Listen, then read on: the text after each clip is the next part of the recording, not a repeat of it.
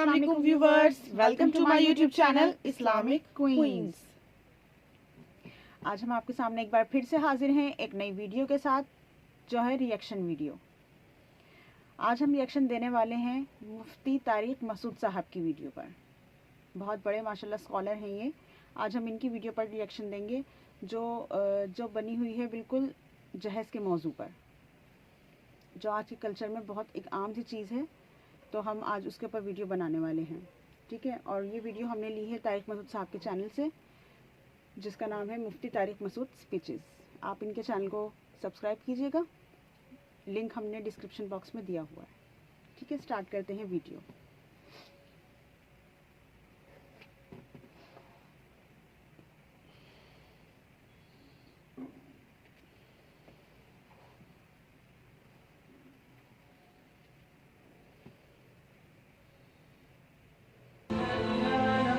Thanks for watching. Don't forget to like, comment, share and subscribe to Mufti Tariq Masood, famous scholar. एक बूढ़े आदमी थे new Karachi में, जब मैं मस्जिद में इमामत किया करता था। ये 2004 की बात होगी, 4 या 5 की। तो एक बूढ़े आदमी थे, 60 साल उनकी उम्र होगी। वो मुझसे मिलने के लिए आए। अच्छा, मैं उस वक्त अपनी 4 शादियों पे किताब लिख रहा था और मैं कह रहा था ये एक निकाह की कसरत का एक नुकसान ये हुआ है कि जहेज़ की रस्म बहुत तेज़ी से, सप्लाई और डिमांड है ना, सप्लाई ज़्यादा डिमांड कम, तो औरत की वैल्यू गिर गई। जब वैल्यू गिर गई तो इनामी स्कीमें निकालनी पड़ती हैं। फिर जैसे पेप्सी की बोतलें ज़्यादा हो जाएं, ख़रीदने वाले कम हो, तो पेप्सी वाले कहते हैं 4 बोतलों पे 1 फ्री। तो मैं कह रहा था अब औरत की डिमांड कम हो गई है निकाह के हवाले से। वैसे तो गर्लफ्रेंड के हवाले से बहुत डिमांड है, निकाह में डिमांड कम हो गई। तो अब लड़की का बाप कहता है भाई बेटी से शादी कर लो, double bed free, fridge free, अलमारी फ्री। तो ये इनामी पैकेज है। तो इसका हल ये है कि डिमांड बढ़ा दो सप्लाई के मुकाबले में। हर आदमी जब ज़्यादा निकाह करेगा तो फिर औरतें कम पड़ जाएंगी। क्या ख्याल है? फिर औरत की डिमांड क्या हो? गर्लफ्रेंड के लिए तो बंदों को लड़कियां मिलेंगी नहीं, क्योंकि जब उनको अच्छे अच्छे मियाँ मिल रहे हैं तो वो पागल हैं कि किसी को बॉयफ्रेंड बनाए। वो कहेंगे भाई ये तो वफा करेगा, मियाँ वफा करता है ना, बॉयफ्रेंड थोड़ी वफा करता है। तो फिर वो क्या हो जाएंगी लड़कियां मार्केट से शॉर्ट। जब शॉर्ट हो जाएंगी तो फिर लोग फिर लड़कियों के अब्बा के पास आएंगे, भाई हम, फिर वो इनामी स्कीम है कि भाई मैं इतना मेहर दे रहा हूँ और मैं आपकी बेटी को एक अलग बाकायदा घर बना के दूंगा, और मैं जो है वो और मैं मेडिकल जो तालीम है ना वो मैं मुकम्मल करवा दूंगा उसकी। 2 साल हो गए ना, 2 साल मेरे जिम्मे, मैं डॉक्टर बना दूँ। फिर ये होगा। आप इसको मजाक ना समझे, हकीकत है। सहाबा के दौर में ऐसा ही हुआ करता था कि जी मैं करूँगा ये सारे काम। तो मैं किताब लिख रहा था, कैसा एक क्या अल्लाह की तरफ से एक हुआ है कि बिल्कुल यही मैं लिख रहा था कि बूढ़े बापों पे जो है ना बेटियां बोझ बन गई हैं।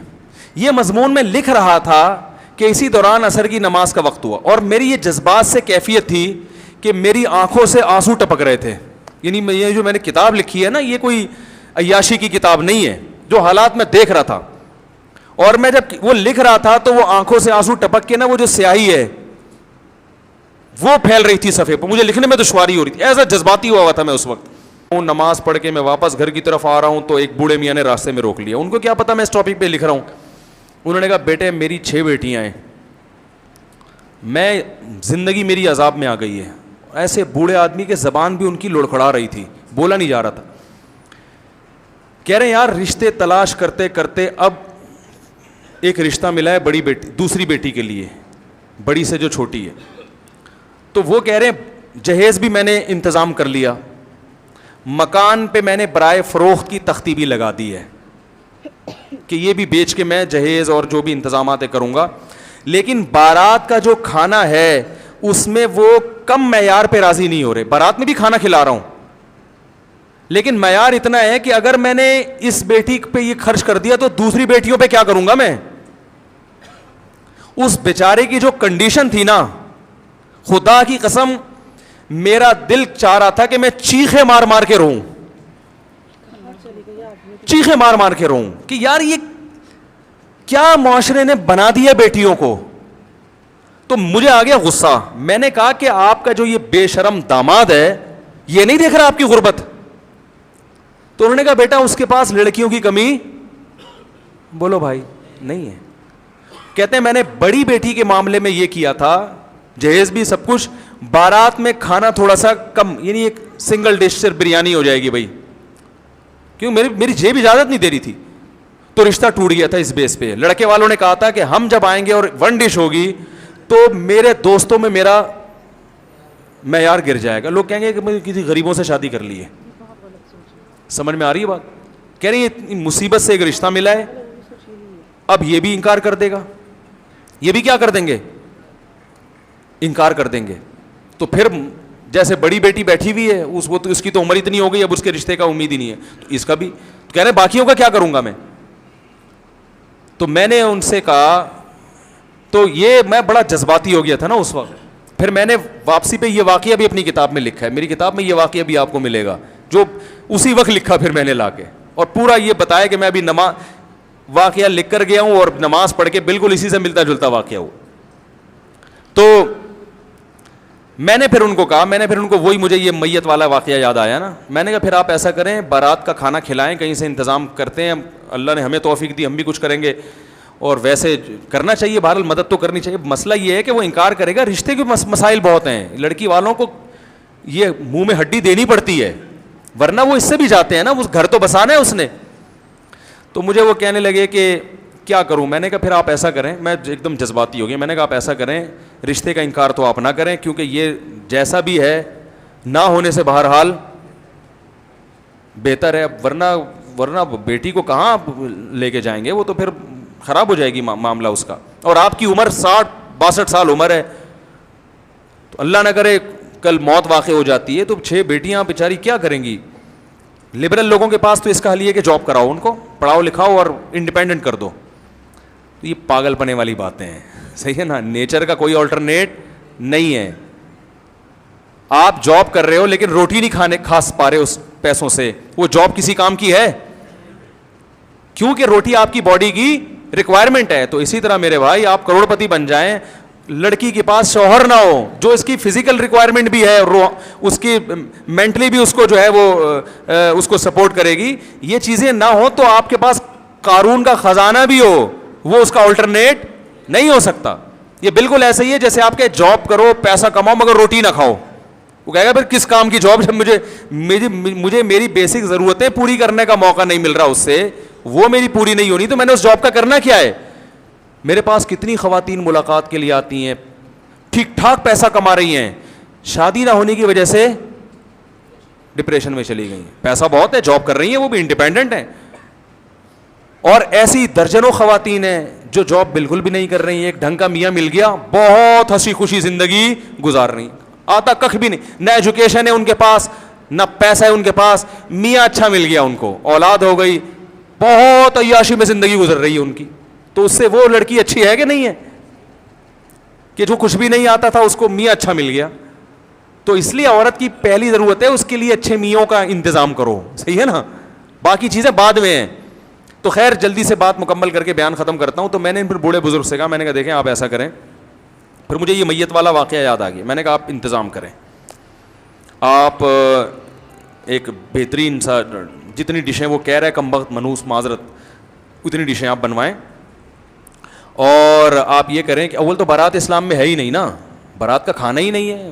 نبی صلی اللہ علیہ وسلم نے تو 4 بیٹیوں کی شادی کی, ایک کھجور کا دانہ بھی کسی کو نہیں کھلایا, اپنی جتنی شادیاں کی ہیں ولیمہ کیا ہے. تو اسلام میں شادی کا کھانا بھی کون کرتا ہے, لڑکا کرتا ہے, مرد کے ذمہ ہے, ولیمہ ہے, بارات کا لفظ ہی نہیں ہے اسلام میں, بلکہ نکاح کی محفل میں چند لوگ آ جائیں اور وہ نکاح کے بعد وہیں سے پتلی گلی سے نکل جائیں, اگلے دن سارے لڑکے کے گھر پہنچ جائیں, وہاں بارات لے کے جائیں, پوری 4 W11 لے کے جائیں آپ وہاں پہ.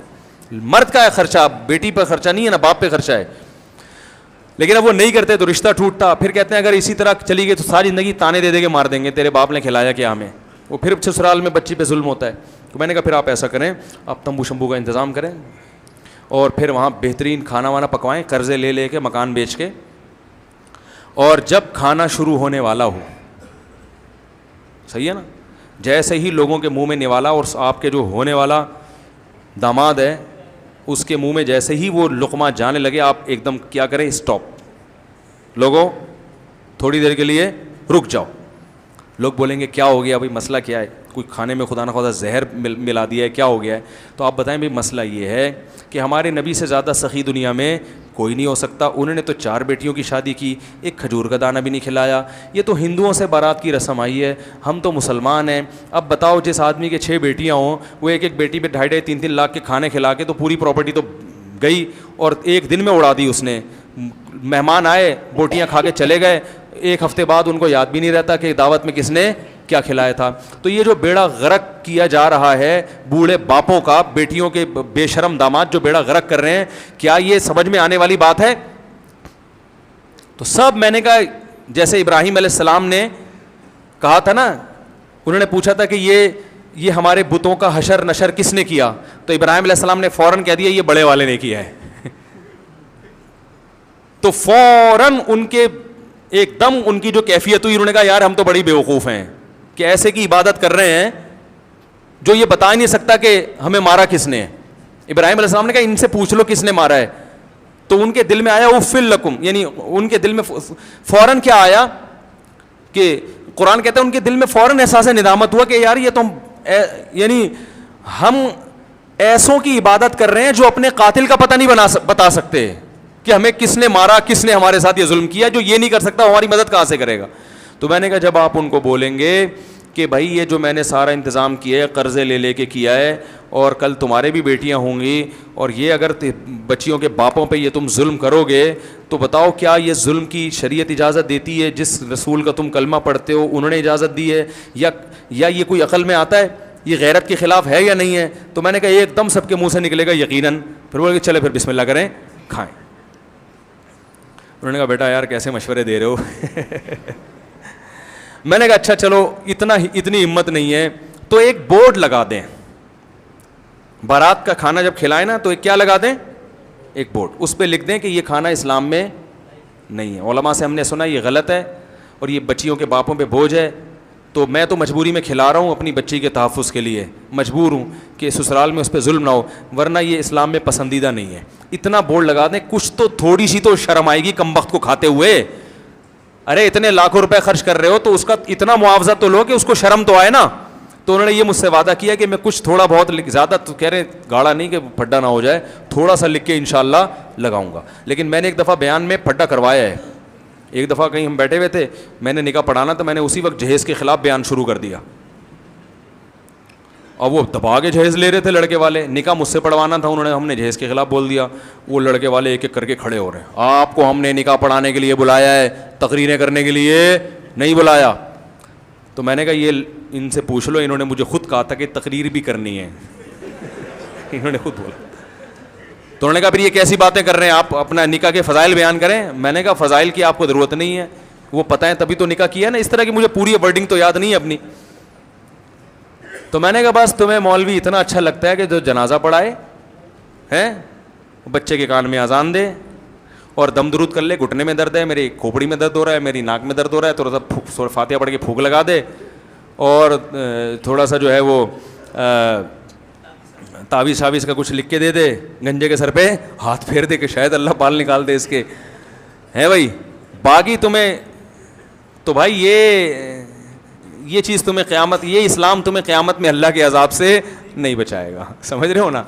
تو اللہ تعالیٰ ہدایت. آپ بھی جب بارات کا بچیوں پہ بارات میں مجبوری میں کھانا کھلائے کریں نا, تو ایک دفعہ میرے اس بیان کی ریکارڈنگ کم از کم سے چلا دیں. یہ والا واقعہ کھاتے ہوئے ہیں, جب وہ کھا رہے ہو نا تو کہیں یہ غیرت کے خلاف ہے بارات کی بوٹیاں. اچھا ایک بات یاد رکھو, فقہا نے بیان کیا ہے کہ جس کو ظلم کا خطرہ ہو اس کے لیے رشوت دینا جائز ہے, کیونکہ آپ نہیں دیں گے تو ظلم کرے گا نا, تو لینا تو حرام ہے, دینا جائز ہے. تو اس لیے پہ بارات کا کھانا بھی ہے. اگر آپ کو یہ خطرہ ہے کہ بچی, کیونکہ سب نے یہ تقریریں نہیں سنی ہوئی ہوتی, اور سنی ہوئی بھی سب نے ہوتی ہیں تو سمجھ میں نہیں آتی, اور سمجھ میں آ بھی جائیں تو سب اتنے نیک نہیں ہوتے کہ عمل بھی کریں. تو پھر یہ باپوں کی مجبوری بن چکی ہے کہ بچیوں کو رخصت کرتے ہیں تو وہ بارات یہ ٹوپی ڈرامے کرنے پڑتے ہیں. تو اگر خدا نہ خواستہ اتنا ڈر ہے کہ رشتہ ہی ٹوٹ جائے گا, بچی کا گھر ہی اجڑ جائے گا, تو پھر آپ بھی کھلا دیا کریں اس نیت سے کہ منہ میں ہڈی دے دینی چاہیے, ٹھیک ہے نا. کوئی زیادہ بھونک رہا ہو نا تو بھائی ایک تھوڑی سی بوٹی ڈال دو کہ چپ ہو جائے گا, جان چھوڑا ہماری. تو اس نیت سے کہ ہڈی. اور پھر لڑکی کے قریبی رشتہ دار جو جن کے نہ جانے سے بھی فساد کا خطرہ ہے, وہ پھر بارات میں جا بھی سکتے ہیں. بھائی لڑکی کے اب بارات کا بائیکاٹ کر کے, بھائی بارات کا بائیکاٹ کر کے بیٹھ گیا, بہن کی شادی ہے وہ بھائی نہیں جا رہا, تو پھر لڑکے والے بعض دفعہ وہ ان کو یہ تھوڑی سمجھ میں آتا ہے کہ وہ کہتے ہیں شاید ان کے تعلقات ٹھیک نہیں ہیں, اس کا پھر تو ایسے موقع پر ہم لڑکی کے بھائیوں کو بھی گنجائش دیں, تمہاری بہن کی شادی ہے, تم تو مجبوراً جاؤ یار, مجبوری ہے نا, وہ پھر بڑا برا اثر پڑتا ہے سامنے والوں پر. تو ابا ہی شارٹ ہو گئے وراثت سے کہ یہ ناجائز ہے, میری بیوی کر رہی ہے مجبوری میں تو میں نہیں آؤں گا, تو داماد بولے گا یہ تو پتہ نہیں بیٹی کا باپ ہی مارکیٹ سے کیا ہے, تو وہ پھر اور غلط مطلب لیا جاتا ہے. تو پھر رشوت جیسے ظلم سے بچنے کے لیے دی جاتی ہے نا, تو پھر وہ اس حد تک ان رشتہ داروں کا جانا بھی اس کی بھی گنجائش ہوگی, سمجھ رہے ہیں, کیونکہ اس میں بعض لوگ غلو کرتے ہیں اور وہ کہتے ہیں بارات اسلام میں جب جائز نہیں ہے, ناجائز ہے, غلط ہے, تو وہ پھر اتنا بائیکاٹ کروا دیتے ہیں کہ وہ خود اس حالات سے گزرے نہیں ہوتے. نتیجہ یہ نکلتا ہے کہ پھر وہ بچیوں کی وہ طلاقیں ہو جاتی ہیں اور وہ رشتے ٹوٹ جاتے ہیں, پھر وہ جو ایک مصیبت سے گزرتی ہیں ان پھر دین سے دور ہو جاتی ہیں وہ. تو اس لیے بیلنس, ہر رسم کا بائیکاٹ بھی اتنا کرو جتنا تپڑ ہے, ٹھیک ہے نا. بسوں کے پیچھے لکھا ہوتا ہے نا تپڑ ہے تو پاس کرو ورنہ برداشت کرو. بعض دفعہ ہم جا رہے ہوتے ہیں گاڑی میں, پیچھے آگے ٹرک ہوتا ہے, وہ سالا نہ ادھر جا رہا ہے نہ ادھر جا رہا ہے, تو وہ اتنی مصیبت ہوتی ہے کہ اس کو ہم وہ اوورٹیک بھی نہیں کر سکتے. تو اس کے پیچھے جب یہ پڑھتے ہیں نا تپڑ ہے تو پاس کر ورنہ تیرے پاس برداشت کے علاوہ کوئی آپشن نہیں ہے, تو بڑی تسلی ہو جاتی ہے, بھائی ہم کیا کر سکتے ہیں, ہم نیچے سے تو نکل نہیں سکتے اس کے, تو ہم آرام سے جا رہے ہوتے. تو یہ ہر ٹرک کے پیچھے لکھنا چاہیے, اس سے پیچھے والے کو کیا ہوتی ہے, تسلی ہوتی ہے, بھائی اس کو پاس نہیں کر سکتے, اب وہ جتنی اسپیڈ سے یہ جائے گا اب آپ بھی اتنی اسپیڈ سے ہی سفر کرو. کہیں ڈبل روڈ ہو گیا تو نکال لینا, ورنہ ایسے ہی پشاور تک آپ کو اب ایسے ہی سفر کرنا ہے. ٹھیک ہے, تو اپنی استطاعت کے مطابق ان رسومات کے خلاف جہاد کریں, زیادہ اتنا فنٹر نہ بنے کہ. لیکن جو لڑکے ہیں نا نوجوان, وہ یہ بائیکاٹ کر سکتا ہے, بولے بھائی میں اپنی شادی میں بارات بولو بھائی نہیں رکھوں گا, وہ یہ بائیکاٹ کرے. لیکن اس کی لڑکی والے اگر کر رہے ہیں تو دولہا ہے تو پھر چلا جائے, وہ کہے میں بارات میں نہیں آؤں, تیری بارات ہو رہی ہے تو ہی نہیں آئے گا. میں اس لیے کہہ رہا ہوں کہ وہ جون پور کے قاضی نہ بن جائیں, کہیں مسالہ زیادہ لگ جاتا ہے نا.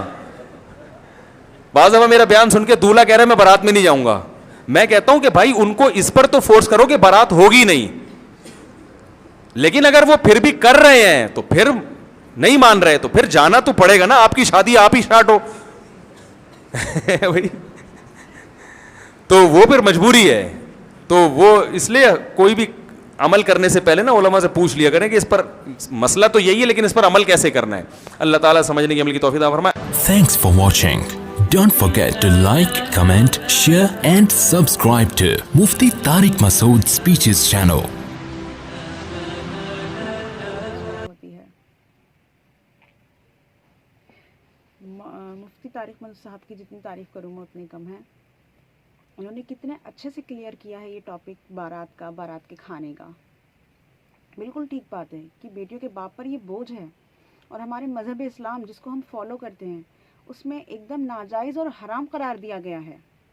جب ایک چیز کو ناجائز اور حرام قرار دے دیا جاتا ہے پھر بھی ہم لوگ اس پر عمل کرتے ہیں تو اس بات کو کیا کہا جائے گا. پھر ہم سے کہا گیا ہے سور کا گوشت حرام ہے تو ہم وہ نہیں کھاتے, شراب حرام ہے وہ ہم نہیں پیتے, ہم اس طریقے سے بچتے ہیں اس سے کہ جیسے بہت ہی بری چیز ہے ہمارے لیے وہ. تو کیوں ہم بارات کے کھانے کو اتنے ذوق اور شوق سے کھاتے ہیں جبکہ وہ جائز ہی نہیں ہے. ہمیں اپنے حرام. اپنے پیارے نبی کی زندگی کو دیکھنا چاہیے. انہوں نے اپنی پہ کی کوئی بارات نہیں کی, کوئی کچھ ایسے. یہ رسم جو ہے یہ ہندوؤں کی طرف سے آئی ہے, اس بات پہ غور دینا چاہیے. اور جب ہمارے نبی نے اپنی شادی کی اس میں بھی کوئی ایسی کچھ بات نہیں تھی, ولیمے کیے انہوں نے. ہاں ولیمہ بالکل جائز ہے, ولیمہ تو بالکل ہمارے نبی کی سنت ہے, وہ تو ہمارے نبی نے بھی کیا تھا. اور جہاں انہوں نے اپنی بیٹیوں کی شادی کی تھی تو ان کی طرف سے بھی ولیمے ہوئے تھے, اور وہ ہوتے ہیں مہر ادا کیے جاتے ہیں. جہیز کا کوئی بھی ذکر نہیں ہے, جہیز نہیں نہ لیا جاتا نہ دیا جاتا. اور یہاں ایکچولی یہ ہے نا کہ انسان شریعت سے زیادہ اپنے کلچر کو فالو کرنے لگ گیا ہے. جو یہ ریت چلی آ رہی ہے نا, یہ سٹارٹنگ سے جو ریت چلی آ رہی ہے سب اس کو ہی دیکھ رہے ہیں. یہ نہیں کہ کوئی اس کے بارے میں پڑھے, ہماری نبی کی زندگی کے بارے میں پڑھے کہ انہوں نے کیسے شادیاں کی, اپنی بیٹیوں کی کیسے شادی کی انہوں نے. ہاں تو اس وجہ سے انسان نا کلچر کو فالو کرنے لگا ہے. وہ جو دیکھتا آ رہا ہے, ہاں میری مما نے بھی لیا تھا, ہاں ٹھیک ہے میری مما نے بھی دیا تھا, اور پھر اس کے بھی پہلے مطلب وہ چلی آ رہی ہے نا, تو وہ سوچتے ہیں پھر ہم میں بھی وہی کرنا ہے. اس میں چاہے لڑکے ہوں یا لڑکیاں ہوں, کوئی بھی ہو, غلطی دونوں کی طرف سے ہی ہوتی ہے. لڑکی والوں کی طرف سے دیا جاتا ہے اور لڑکے والوں کی طرف سے لیا جاتا ہے. لڑکی والے دینا بند کر دیں اور لڑکے والے لینا بند کر دیں, میں تو یہ کہوں گی کہ لڑکے والے لینا بند کر دیں تو زیادہ اچھا رہے گا. صحیح کہہ رہی ہوں نا؟ بالکل بالکل.